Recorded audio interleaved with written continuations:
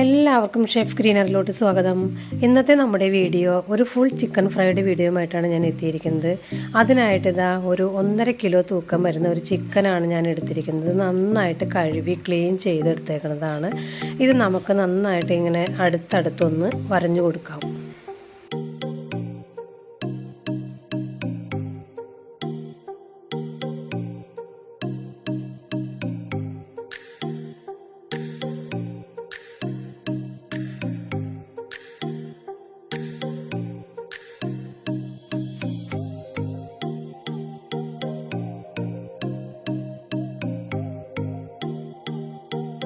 ഇനി നമുക്ക് ഈ ചിക്കൻ ആവശ്യമായ ഒരു മസാലക്കൂട്ട് തയ്യാറാക്കാം.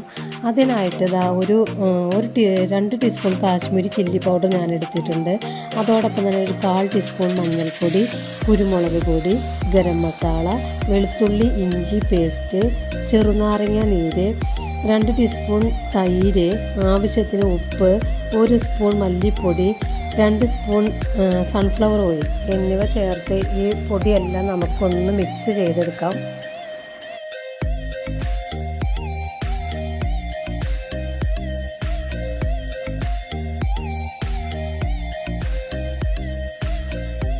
ഇപ്പോൾ ചിക്കനിലേക്ക് പുരട്ടാനായ മസാലയെല്ലാം ഞാൻ തയ്യാറാക്കിയിട്ടുണ്ട്. ഇനി നമുക്ക് ഈ മസാല ചിക്കൻ്റെ എല്ലാ ഭാഗത്തേക്കും നന്നായിട്ട് തേച്ച് പിടിപ്പിക്കാം. ഇതിൻ്റെ ഉൾവശത്തും പുറത്തും അതേപോലെ നന്നായിട്ട് മസാല പിടിക്കാൻ പാകത്തിന് നന്നായിട്ട് ഇത് നമുക്ക് ഈ ചിക്കനിലേക്ക് തേച്ച് പിടിപ്പിക്കാം.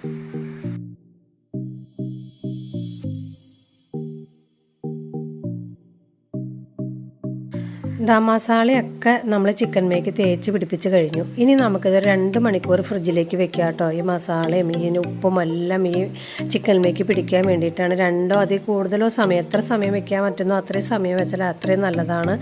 അപ്പോൾ നമുക്കിത് ഫ്രിഡ്ജിലോട്ട് വെക്കാം.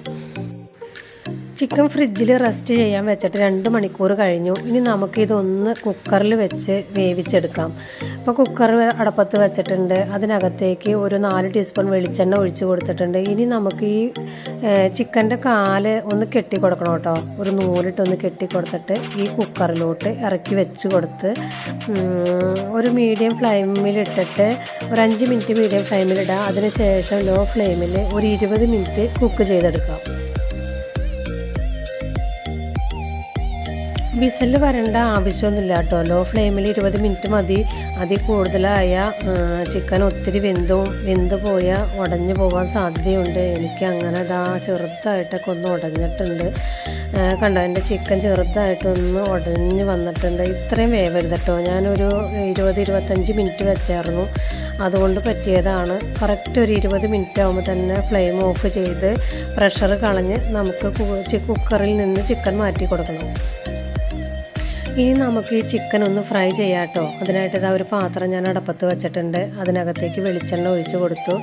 ചിക്കൻ അതിനകത്ത് വെച്ച് തിരിച്ചും മറിച്ചും ഇട്ട് ഒന്ന് ഫ്രൈ ചെയ്തെടുക്കാം. അപ്പോൾ നമ്മൾ ഈ കുക്കറിൽ അടപ്പത്ത് വെച്ച ആ ഒരു ഗ്രേവിയും അതിൻ്റെ വെള്ളമൊക്കെ അതിനകത്തുണ്ട്. അതിൻ്റെ നെയ്യും എല്ലാം കൂടിയ അതിൽ നിന്ന് ആ നെയ്യും വെളിച്ചെണ്ണയൊക്കെ പാടിയുള്ളതൊന്നും നമുക്ക് ഈ പാനിലേക്ക് ഊറ്റി ഒഴിച്ച് കൊടുക്കാം കേട്ടോ. എന്നിട്ടൊന്ന് തിരിച്ചും മറിച്ചിട്ട് ഫ്രൈ ചെയ്തെടുക്കാം.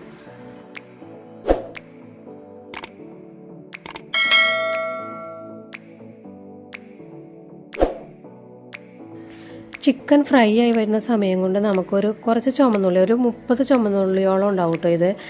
അതും അതുപോലെ തന്നെ ഒരു 3-4 കൊല്ലമുളകും കൂടി ഇതേ മിക്സഡ് ജാറിലിട്ട് ഒന്ന് ചതച്ചെടുക്കാം.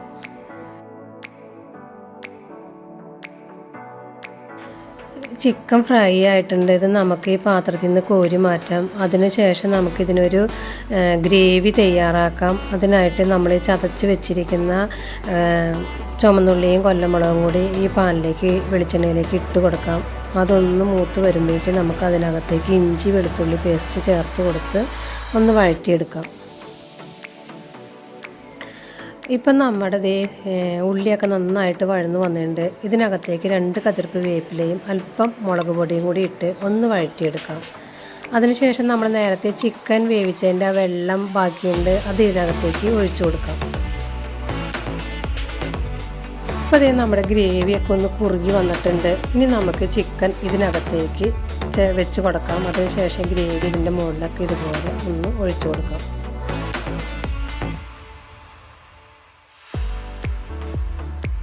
അങ്ങനെ ഇതാ നമ്മുടെ ഫുൾ ചിക്കൻ ഫ്രൈ ഇവിടെ റെഡി ആയിട്ടുണ്ട്. കുബൂസിൻ്റെയോ പൊറോട്ടയുടെയോ ചപ്പാത്തിയുടെയോ ചോറിൻ്റെയൊക്കെ കൂടെ കഴിക്കാൻ അടിപൊളിയാണ് കേട്ടോ. എൻ്റെ വീഡിയോ ഇഷ്ടമായ സപ്പോർട്ട് ചെയ്യാൻ മറക്കല്ലേ. താങ്ക്